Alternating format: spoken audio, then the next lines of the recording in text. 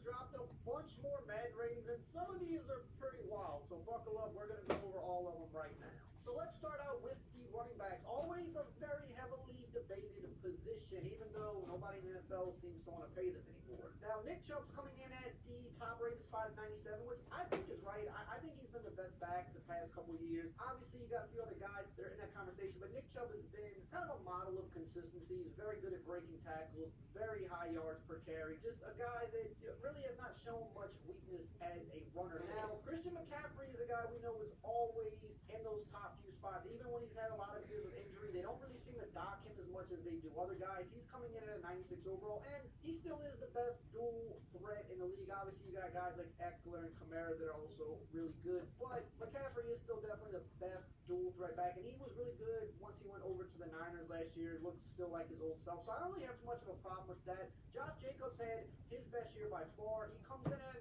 95. I saw some people kind of debating this, that they didn't like Derrick Henry being under Josh Jacobs. Derrick Henry's still one of the best in the league, if not the best. He can still be argued, I think, as the best. Obviously, he was injured the year before, but he bounced back last year. So I don't have a huge problem with this top five. Saquon Barkley had a really big bounce back year as well. I do think 93 feels a little low, though. I think he should be like 94, 95. But I'm not really having a problem with the top five guys. Maybe the order in which you want to shuffle some of them around. We could say that. Then getting into the next group of guys, we got Austin Eckler at 89, Jonathan Taylor at 89. He kind of had a bit of a setback last year, whereas the year before he was, arguably the best in the league the year before. So we'll see if he bounces back. I think he'll be back in the 90s for sure. Then we have Aaron Jones and Tony Pollard at an 88. Tony Pollard getting some love. And Joe Mixon at an 87. So that's your top 10 guys. I do think Joe Mixon's kind of a guy that I've always felt he's been a little underrated in the game. But let's jump over to the next group of guys here. We have Kenneth Walker, who's also at 87. So really him and Mixon are tied for the 10th spot. And he's a second-year guy. He was really good as a rookie. He was really close to winning Rookie of the Year. He's kind of right there with Garrett Wilson. Then we have Alvin Kamara at an 86, tied with Miles Sanders. And I'm a Saints fan, so I'm biased, but I feel like he's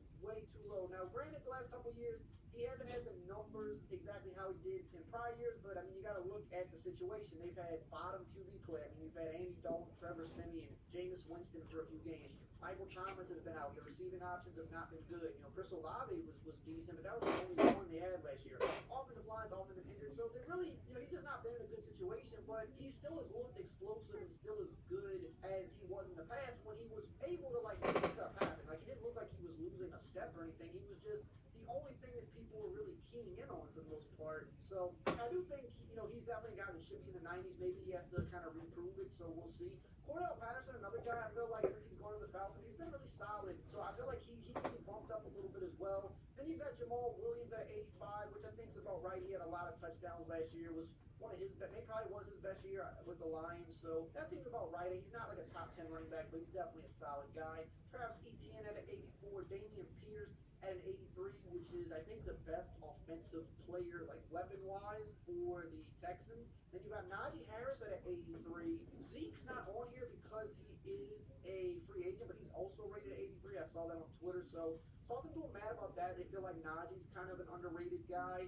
Then you've got Breece Hall, who is an 82, and David Montgomery, who's an 82. I do think Breece Hall would be higher if he didn't get hurt, because he probably was going to be Rookie of the Year before he got hurt if he would have continued on the pace he was on. So I think he'll be high 80s definitely later this year. Then you've got Javonte Williams at 82, another guy I think would be higher if he didn't get hurt. I definitely think he's going to be, another high 80s guy later this year. We got our first rookie, Bijan Robinson. I think he's probably going to be the highest rated rookie this year. We'll have to see when the QBs come out, but at 81, usually the highest rated rookie is like an 81 or an 82, so he might be the highest rated rookie this year. I'm going to go ahead and say I think that's going to be the case, because none of the receivers are that high. I don't think any of the defensive players are going to be that high, so the only people who could maybe go over him would be like Bryce Young or CJ Stroud, and I don't think that's going to happen either. So I think that's your highest rated rookie. You got Cam Akers and DeAndre Swift also at an 81. I do think Swift is better than this, but he might just have to kind of prove it this year. He's kind of been an on and off guy a little bit, but I think he's super talented. Devin Singletary, Elijah Mitchell, Isaiah Pacheco at 80. Also Ramondre Stevenson. I do think Isaiah Pacheco could be a little higher. Honestly, he was really surprising last year. Then we got Brian Robinson and Damian Harris at a 79.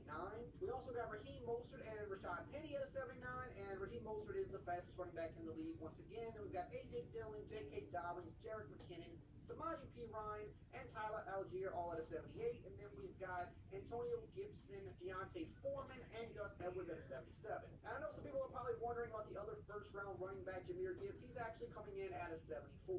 And really quickly, I just want to say thank you guys for 500K subscribers. We finally hit it. I couldn't do it without you guys. And if you've made it this far in the video, I mean, you're already pretty much a part of the family anyway. So if you're not subbed, you might as well just go ahead and sub if you're interested in Madden and other football gaming content. I would love to hit 1 million one day, and I do need your guys' help to get there. It would be greatly appreciated. So now we're going to take a look at the front 7 guys, but it's a little complicated the way EA does positions still, because they do right in, left in, defensive tackle, left outside linebacker, right outside linebacker, but some of those guys are interior guys, some of the linebackers are edge rushers, and some are stand-up guys. So this is mostly going to be guys that kind of rush the pass or play on the line, but you may have a few guys in here that don't, so it kind of confuses it. They really need to change the terminology because it's just past due at this point. But obviously Aaron Donald is still a 99. He didn't have as good of a season as he normally has last year, and he missed some games, but he still was like, his pass rush win rate was still super high. He still had a lot of pressures. He might not have had an Aaron Donald, like a typical Aaron Donald year, which would be like him being a 110 overall in actuality, but he's still a 99 type player. He's just that good. Then you've got Myles Garrett and Nick Bosa at 98. I can see the argument for Nick Bosa at 99 because he was Defensive Player of the Year. I think he's going to get it 100%. He'll get it this year if he doesn't get hurt. Myles Garrett had been a 99 the past couple of years, so he's dropped down a little bit. I think Nick Bosa will be one of the first guys this year in a roster update to go to 99 because he probably is right now.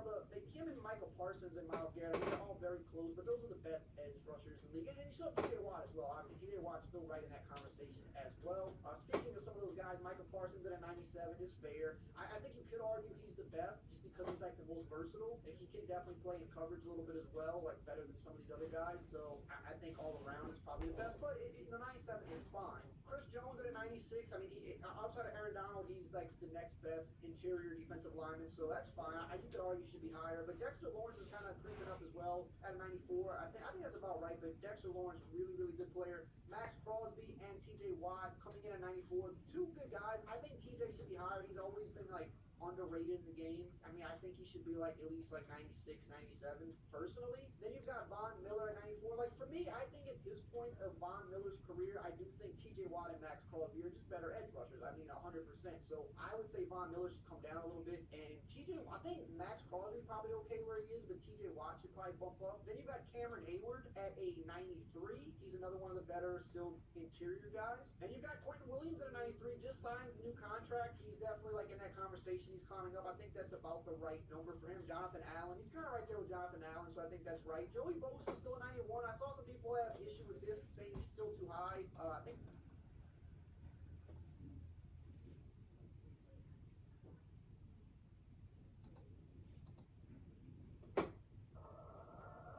when you get your next big idea, say sparkly ketchup.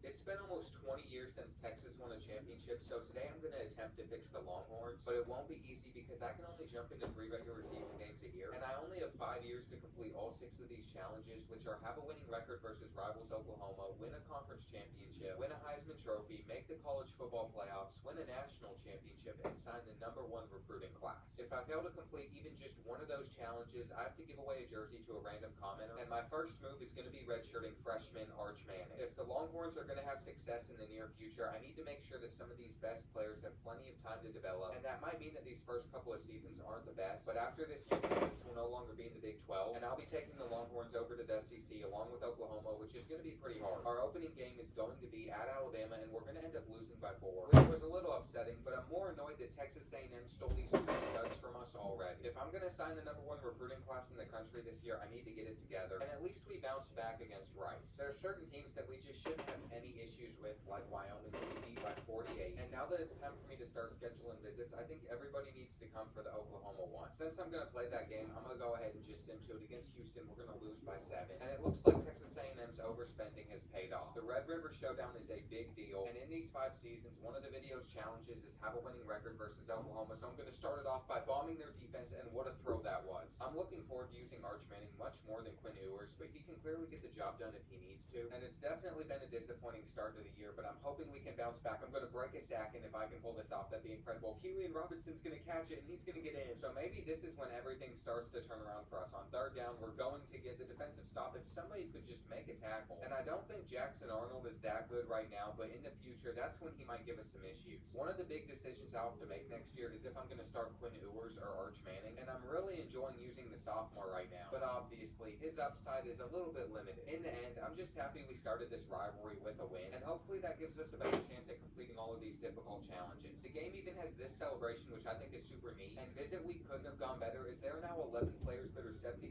overall or higher committed to the Longhorns. Avery Harris is our backup plan in case Arch Manning goes to the draft early, and even though we're 3-3, we still have a decent chance at winning our division in the Big 12. I think the next one I'll hop into will be at TCU, but surely we take down UCF, and how are we losing? I just don't understand it. This team's supposed to be pretty decent. Now all I want to do is sim, and I'm a bit annoyed, but our second Visit Week is going to be against Kansas, who I cannot let beat us. With about 4 minutes remaining, we are trailing, but we have the ball, and we are down here in the red zone. I'm going to hit Sanders for a nice few yards, and hopefully Keelan Robinson can finish the job, but he's going to be marked a bit short. It's 4th and inches, and we have no other choice to go for it where we're going to get in, and a defensive stop on Jalen Daniels and the Jayhawks would be huge, as that should have been an interception. It's not the end of the world, as it's 4th and 13, and they go with the draw. And I don't know what was up with that terrible play call, but the first down here is going to seal it. Quinn Ewers certainly wasn't the best, but all of this yellow means Visit Week was a success, and to be honest, I'm just ready to get into season number 2. To my surprise, we ended the year on a 3-game winning streak, and since we're moving to the SEC, we'll never win the Big 12, but we did better than I thought. Ending the year ranked inside the top 25 is pretty big, and just based on Quinn Ewers' stats, I know who I'm starting next season. We made the Cheez-It Bowl against Clemson, and it's weird to see these two teams competing in this game, but I'm going to go ahead and sim it, and we're going to lose by 2. I figured the result of that one didn't really matter, but I guess it did, as my job security is low, and I want to lose my mind because Arch Manning is transferring to LSU. I'm not sure if there's any way that we're going to be able to convince him to stay, and the persuasion chance is still very low. He is going to be leaving, which means we have to face him every year in the SEC now for the rest of this rebuild. To be completely honest with you all, I am disgusted, but I do have some good news, and that's that we signed the #1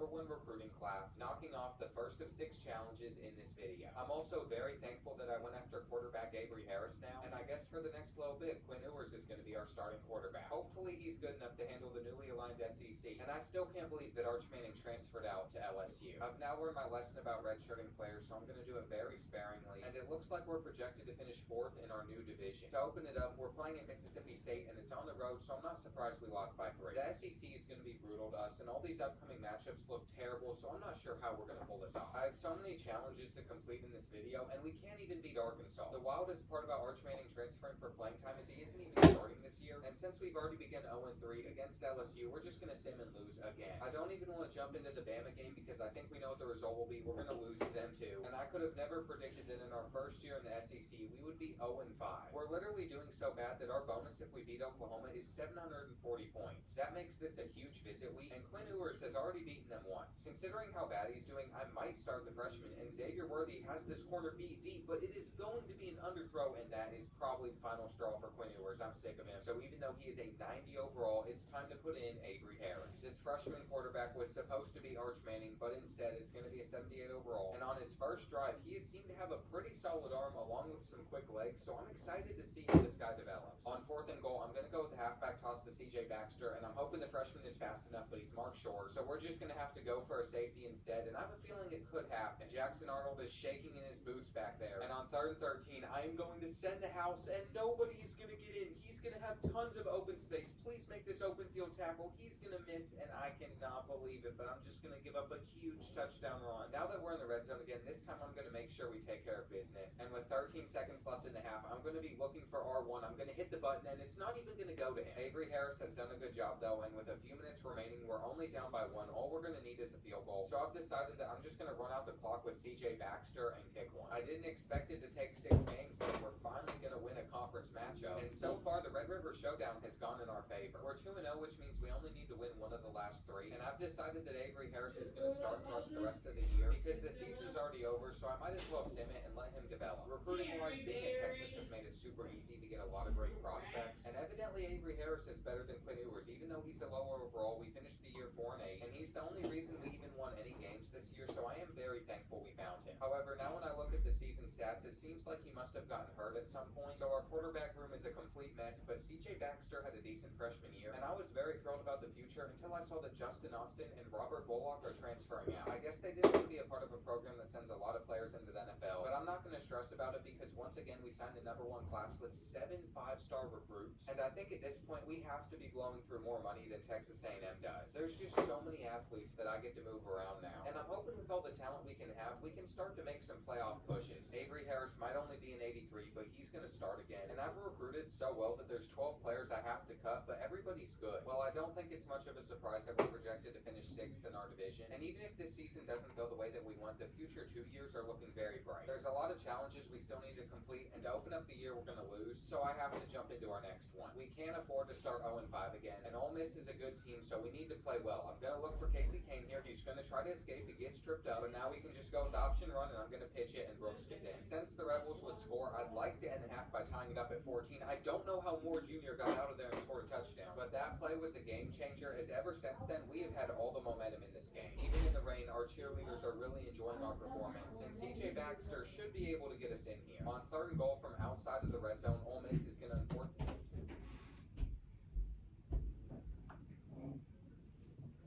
get 11 yards, but they have no choice but to go for it. They need to get into the end zone, and our zones just don't play anything. Thankfully, it's not going to matter as we've worked the ball down the field, and we should be able to just run out the ball, but I'd prefer if all of our future games weren't this close. Against Arkansas, I have no choice to sim because I want to take on Arch Manning and LSU, and I'll never stop being salty about his decision to transfer there. We need to make him regret choosing the Tigers over the Longhorns, and here on 3rd and 14, we might be able to keep them out of field goal range, but he's delivering a dive. Luckily for us, they're not being very aggressive on offense, but I'm going to be, as it is Avery Thomas's time to shine. He needs to prove that he's the better quarterback, and he's going to find Brian Niblett over the top of the defense. I think he's going to be fast enough to take this all the way to the house. What a play, and the fans are loving it. We have a chance to be in the driver's seat if we can score on this possession, and I had the touchdown, but he misses. So I want to be upset with Avery Harris, but as long as we pick up this 4th and 1, it's not going to matter. And then time's running down in the half. I'm going to find CJ Baxter on the halfback angle route. We should be able to get in from here as we're going to do so, and I'm going to be really aggressive on this 4th and 1. I went with the run commit, which is not going to pay off. They're going to score a touchdown instead. That was probably a terrible decision on my part, but I thought we'd be able to get the stop, and the refs are reviewing if that was a catch. This was a massive 2-point conversion, so I'm hoping his foot's out, but it looks like it was in, and like expected, the play stood. Now we just need to make sure that we have one good final drive. I didn't see anybody open. Somehow Avery Harris is going to escape the defensive end, and that's why he's so good. We're honestly just flying down the field. We should be able to get into that zone relatively easily, and I should not have thrown that interception. I'm so bad. If we lose this game, there's going to be nobody else but to blame but me, as I've choked a little bit, and on 4th and 6, we really need to pick this up. They sent a little bit of a blitz, and that's not going to be converted. It doesn't mean that we're out of it yet, as we have them on a 3rd and 10, but it's going to be very hard to come back. But I really don't want to lose to Arch Manning. If we're able to get into the end zone, I promise you all, I'm going to go for 2. I'm going to want to end it without overtime, and CJ Baxter should be able to punch this in. I'm also going to look for him on the halfback angle route, which he holds on to, and if we can't have a successful season, I want to make sure Arch Manning doesn't either. It feels good to know that we didn't lose to him, and maybe Avery Harris is the better choice. Now, we are sitting with 2 conference losses and only 1 game that I can still jump into, so I'm going to go ahead, sim the Alabama and Notre Dame one, but play the at Oklahoma one. I am a bit disappointed we didn't win either one, but the guys we needed committed, and even though this is a much smaller class than previous ones, I'm only going after players that we're going to need. Our only goal is to beat the Sooners one more time, and I have to say, it's apparent that Jackson Arnold and Oklahoma have improved. I knew at some point he would end up developing, but we are not doing great on offense, and that's an issue for us because with a minute left in the 3rd quarter, we are trailing by 12. I'm going to find Casey Kane, and he is going to fight his way in. His determination has made a massive difference. We now have the ball. I'm going to just roll out with Avery Harris. Hopefully we can get a good block here, which we do. He's going to find a 1st down, and he's not in the game anymore, which is a little concerning, but at least we should get in. I'm always going to trust CJ Baxter to fight for it, but after Jackson Arnold went down the field and scored a touchdown, we have the ball down 4 with 2 minutes left. I know we're 2-4 and we haven't been great, but this could be the time that our season is turned around, and I'm going to make sure that no matter what, this is the final possession of the entire game. I don't want them to get the ball back with any time left, and I'm just going to find CJ Baxter for 6, so that's going to be the game-winning touchdown. Thanks to sophomore quarterback Avery Harris, we've knocked off the 2nd challenge of the video, and he deserves to have a good time celebrating. Since I've already jumped into all 3 games, all I can do is sim to the end of the year, and we somehow lose to Texas State. After that, we would go on to win our hardest matchups, but lose the easiest ones, and at least we did better in the SEC, but there's only 2 years left on this rebuild. I'm going to need Avery Avery Harris to start developing a lot faster, and I can't believe how terrible CJ Baxter was. Jonte Cook II is our future best wide receiver though, but he wants to leave early to the NFL, so I'm just going to convince him to stay. Unfortunately, we always have players transferring out, which is really annoying, but we're only losing a few seniors that started and made a massive impact, and even though I only signed 11 prospects, somehow I have the 13th best class in the country. I don't think I've ever signed this many 81 overalls before, but they want to play for a good team, and if this roster can't get at least 10 wins, I'm going to be shocked. Well, even though we're a 99 overall team, we're still projected to finish 6th in the SEC West, and I don't understand why we're ranked all the way at 47. All I know is we should start the year with a win at SMU. I'm pretty sure we've yet to beat Mississippi State in this dynasty, but that's going to finally change, and all I'm going to say is the offense is looking extremely good. Up to this point, I still haven't felt the need to jump into any of these, as we should have the advantage, but of all the teams remaining on our schedule, LSU's one that scares me the most, and I'm probably going to regret this, but since they're 2-2, I'm going to sim it, which we win by 42. So far, I haven't even played any of our 3 games, but we're tied for first in our division, and I should be happy with that, but we still need to have somebody that's in the Heisman race. I really didn't want to play the Red River rivalry again, but if we're going to keep winning, we have to beat Oklahoma, and to my surprise, our star quarterback is not out there right now. Evidently, Avery Harris has been hurt, and since we're 5-0, I feel like it'd be a bad decision to replace him at this point.